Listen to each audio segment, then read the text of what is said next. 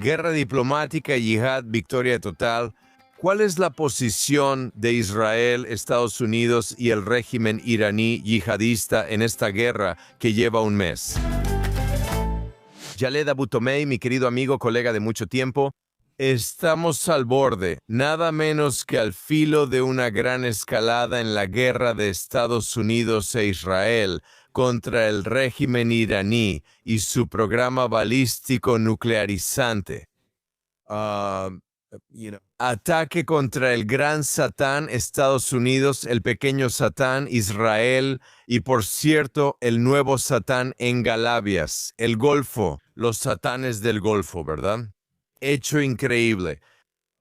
No está muy claro cuál es la postura completa de Estados Unidos ni la del régimen iraní. Hay muchas dudas en el aire, pero hay algo que es perfectamente cierto y predecible, y de hecho es un desarrollo extraordinario. Y es la resolución de Bahrein en las Naciones Unidas, la primera vez en la historia que un país árabe musulmán patrocina una resolución contra otro país musulmán en las Naciones Unidas, y no menciona a Israel. Significa que el mundo árabe se está poniendo muy nervioso y molesto. Creo que buscan que Estados Unidos termine el trabajo y quizá incluso asociarse por primera vez con Estados Unidos para acabar con el régimen. Dan, al hablar del mundo árabe hoy, nos referimos a varios mundos, no está unido. Nunca han estado unidos, por supuesto, pero cuando se trata de la guerra con Irán, vemos que la brecha está creciendo, ampliándose. Primero veamos los estados del Golfo, en especial los países atacados por Irán. Estos países, Arabia Saudita, los Emiratos Árabes Unidos, Bahrein y otros, se sienten traicionados por el resto de los árabes. ¿Por qué? Porque dicen, ¿qué han hecho los árabes por nosotros? Solo han emitido comunicados. La Liga Árabe emitió un comunicado en el que condenó el ataque iraní. La Conferencia de Cooperación Islámica, con 57 países, emitió comunicados, pero no es suficiente. Hay un sentimiento de decepción en los estados del Golfo porque el mundo árabe les ha dado la espalda. Que han estado bajo un ataque real por parte de los iraníes y personas han muerto y propiedades han sido destruidas. Y las plantas de desalinización en los estados del Golfo, que representan el 80% de su agua potable, han sido amenazadas, etcétera, etcétera.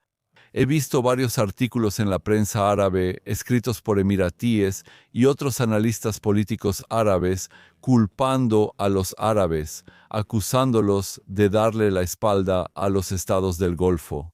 Y un artículo decía, nosotros en el Golfo recibimos a millones de árabes durante años, les dimos hogares, les dimos trabajo, los ayudamos. Ahora que estamos bajo ataque, solo emiten un comunicado. Además, Dan, la mayoría de las críticas van contra Egipto. Es como ya sabes por qué Egipto está siendo neutral. Parece que los estados del Golfo esperan que los árabes envíen tropas a los países del Golfo para defender a Estados Unidos. No solo Egipto está siendo neutral, también son uno de los precursores, uno de los impulsores que impulsaron esta aventura diplomática en las negociaciones, ¿verdad? Entre Turquía y acceso absoluto. Y ahora de nuevo esto plantea la pregunta, ¿qué hay detrás de la inacción árabe? Quiero decir, ¿por qué los árabes son indiferentes? ¿Por qué no ayudan rápido a sus hermanos y a los estados del Golfo? Hay varias teorías. Una es que probablemente tienen miedo de represalias por parte de Irán. Número 2, también es posible que no vean a Irán como una amenaza principal para su seguridad nacional. Y les preocupa que si se involucran en esta guerra, eso hará que Irán, no Israel, parezca ser la principal fuente de inestabilidad en Medio Oriente. Estos países árabes, algunos de los países árabes, quieren que la atención siga centrada en Israel. Y ese es un punto muy importante. ¿Tiene esto relación con tu punto? Es decir, que el mundo árabe, llamémoslo la calle árabe musulmana, no solo los regímenes quieren mantener, los regímenes árabes quieren mantener la atención centrada en Israel para que la calle árabe no se rebele contra los regímenes que también los controlan. Se llama distracción, desvío. Por supuesto, es por asuntos internos. Es porque esta es una forma de desviar la atención de los problemas en casa. Quieren que la calle árabe y musulmana se movilice en contra de Israel y Estados Unidos. Si no se movilizan contra Israel y Estados Unidos, podrían exigir reformas, democracia y buen gobierno a los líderes árabes y musulmanes, algo que ellos no desean ofrecer. Así que siempre quieres que Israel esté en el centro de atención del mundo árabe y musulmán. Ahora Irán es un problema. Es un país musulmán. Y estos líderes árabes, o sea, ya sabes, no quieren que su gente los vea luchando contra musulmanes. Eso es lo primero. Número dos, no quieren estar alineados con Israel y Estados Unidos, lo cual es un gran problema. Se enfrentarán a una reacción negativa de su público, de su propia gente. Así que estas son algunas de las consideraciones de los líderes árabes y por qué solo están emitiendo declaraciones retóricas y realmente no están, ya sabes, tomando ninguna acción para ayudar a los estados del Golfo. Lo interesante entonces es que esto es un efecto boomerang. Esto en realidad está acercando a los estados del Golfo a Israel y a Estados Unidos, porque ahora saben que no pueden confiar en sus hermanos árabes. Veremos el surgimiento de nuevas alianzas. Ni siquiera descarto la posibilidad de que recurran a sectores asiáticos, a otros actores occidentales. Así que nos dirigimos hacia una ruptura muy seria en el mundo árabe. El mundo árabe no será el mismo tras esta guerra. Esa es una perspectiva fascinante, Khalid.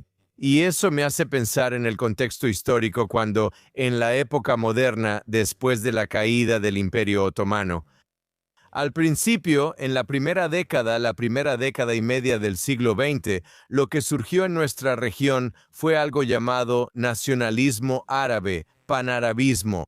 Y la palabra clave y el pilar del panarabismo era la unidad árabe.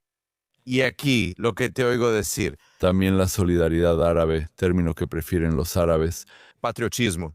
Tadaman al-Arabi significa solidaridad o unidad árabe, pero estos términos ya no son relevantes. Nadie lo asume. Qaumiyya. El nacionalismo de Qaumiyya es distinto. Siempre existía esta percepción de que el mundo árabe está unido y hay solidaridad entre los árabes. Y si un país es atacado, todos lo apoyan, pero ya no. Ahora estamos viendo que Irán ataca directamente a 6 países. Y ya sabes, todo lo que puede hacer la Liga Árabe con sus 22 países es emitir un comunicado de condena y volver a dormir. Y por eso creo que esto tendrá implicaciones estratégicas de gran alcance en la región. Veremos un nuevo medio. El Medio Oriente se está transformando ahora no solo en Irán y Líbano, sino de varias formas. Sabes, en las últimas 2 décadas, los últimos 20 años, comenzamos a ver las chispas de un nuevo Medio Oriente durante la administración de Obama, durante la cual el Reino de Arabia Saudita estaba tan molesto con el gobierno de Estados Unidos bajo la administración de Obama que se acercaron más a Israel. Eso los acercó a Israel y, en el primer gobierno de Trump, firmaron los acuerdos de Abraham. Porque tenían que sentir que contaban con la fuerza estadounidense detrás de ellos para atreverse a normalizar relaciones con Israel. Si la mayor potencia del mundo libre los apoyaba totalmente, avanzarían. Ahora estamos viendo que casi como si estuviera ocurriendo lo contrario, como en un espejo. No solo se vieron disuadidos de conectarse con una administración estadounidense más liberal y pasiva, también están mirando al mundo árabe. Muchos de los 57 miembros de la Conferencia Islámica, la operación La Derecha Islámica, lo que solía llamarse la Conferencia Islámica, ahora llamada la Islámica. Creo que es la ICO, Sí, o la Comité Olímpico Internacional. no recuerdo. Hablamos de 57 estados islámicos. Sí, 57 estados islámicos y muchos no se puede confiar en que actúen. ¿Por qué? Porque no quieren ser vistos. Saben que el régimen iraní va contra sus intereses y es el principal subversor de la seguridad en Medio Oriente. pero para ellos, por una cuestión de percepción, es peor alinearse con Israel y Estados Unidos. Con el problema. Quiero decir, tienen miedo de enfrentar una reacción negativa, como mencioné antes, de la calle árabe, sí, y de la opinión pública musulmana. Lo último que quieres como dictador árabe o musulmán es que te vean abiertamente alineado con Estados Unidos y los estadounidenses en una guerra que tiene como objetivo a los musulmanes. En este caso no importa que sean chiitas, pero es un país musulmán e islámico, lo cual es importante para la calle árabe. Los líderes árabes y la mayoría de los líderes musulmanes siempre se han enfrentado, ya sabes, a acusaciones de ser títeres en manos de Occidente, de ser agentes israelíes y sionistas, de ser, ya sabes, herramientas utilizadas por los estadounidenses y cosas así. Están a la defensiva y probablemente tienen miedo. Y no probablemente, quiero decir, evidentemente, tienen miedo a las represalias iraníes. Mira, el régimen iraní sigue ahí. Sí, todavía siguen en pie. Siguen en pie y disparando. Ya es jueves y desde la mañana, ¿cuántos misiles van? Ataques en Jerusalén y centro de Israel. Más misiles, eso es lo que leí. Por cierto, se han disparado más misiles hacia los países del Golfo que hacia Israel. Así que Irán sigue luchando. Drones asesinos y unos 2.000 misiles. Y ni siquiera hemos hablado todavía de Hezbollah y Líbano, y me refiero, ya sabes, a los aliados de Irán. Y también vemos que, ya sabes, hay un esfuerzo coordinado. Existe coordinación total entre Irán y Hezbollah. Irán sigue usando a sus fuerzas proxy. Por supuesto. Y por eso la pregunta es, ¿a dónde vamos desde aquí? ¿A dónde vamos desde aquí? O sea, bueno, ha pasado un mes desde la guerra y no hemos logrado un cambio de régimen. No es un objetivo declarado, pero creo, y ya hemos hablado de esto antes, que si quieres un cambio de régimen, solo es posible con tropas en el terreno. Esto aplica para Gaza, Líbano, Irán y otros lugares. No veo otra opción. En las últimas horas hemos escuchado reportes contradictorios.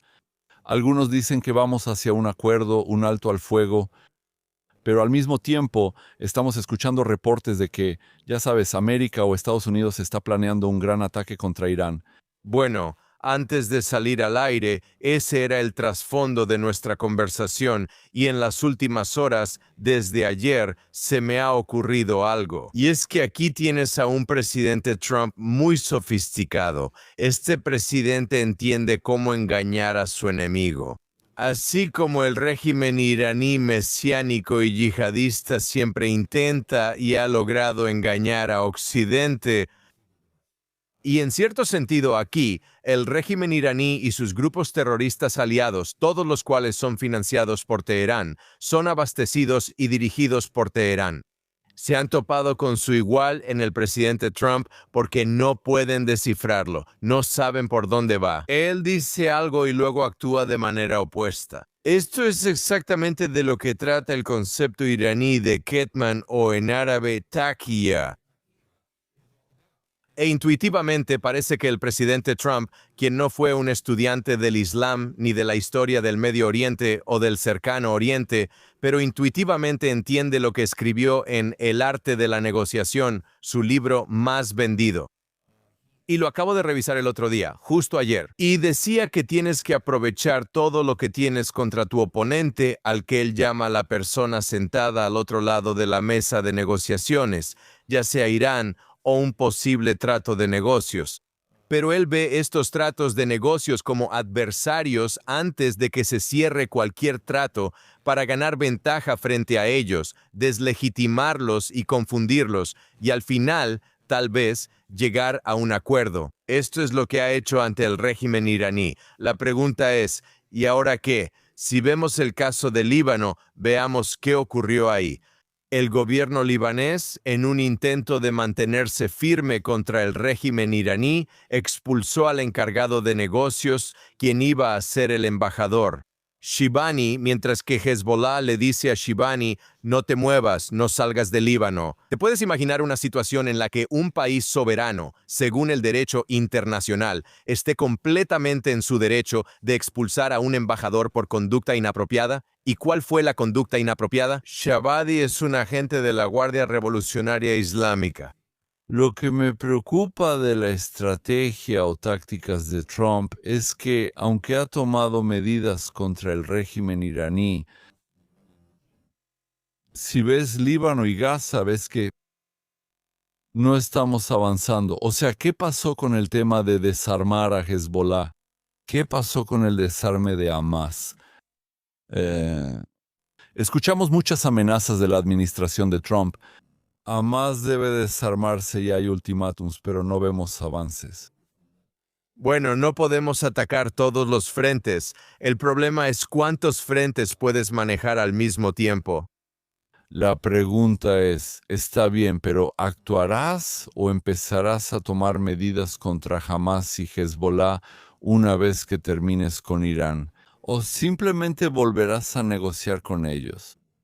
He dicho antes en este programa que negociar con Hamas y Hezbollah para que depongan sus armas es una pérdida de tiempo. De hecho, es una broma.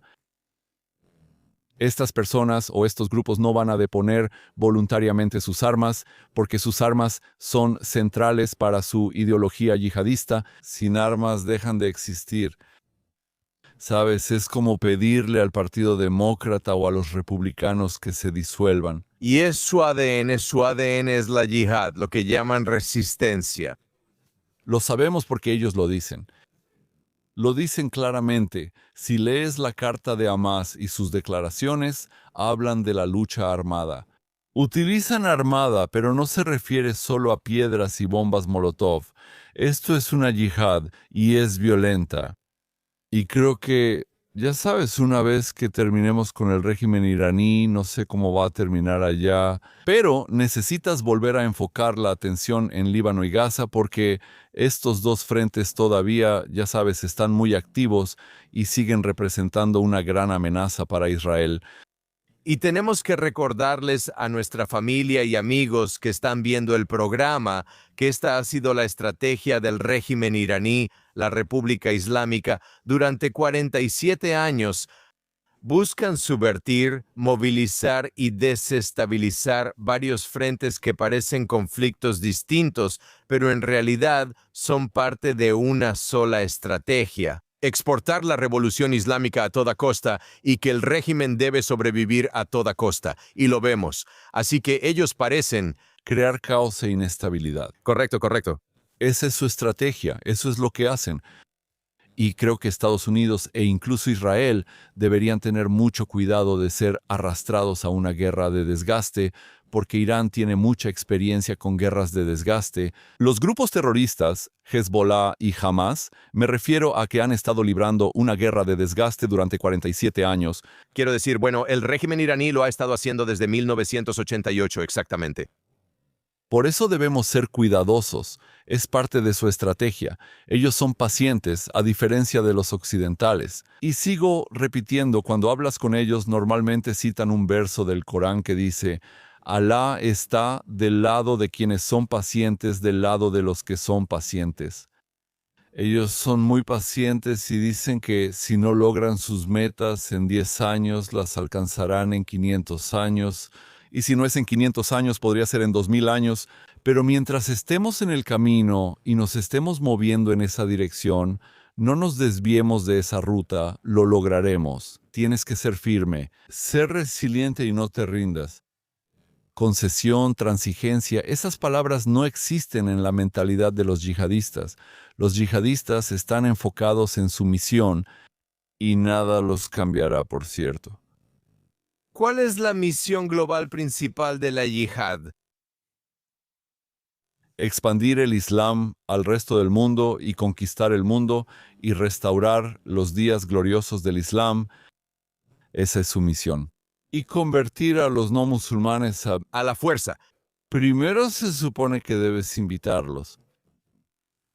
Pero Ya sabes, este es el objetivo final, restaurar el califato islámico, los días gloriosos del califato islámico. La gente debe someterse al Islam y formar parte del sistema islámico, aceptando la ley Sharia por ser pura. Somos la religión correcta, somos el ejemplo. Los demás son infieles, no creyentes, y deberíamos intentar.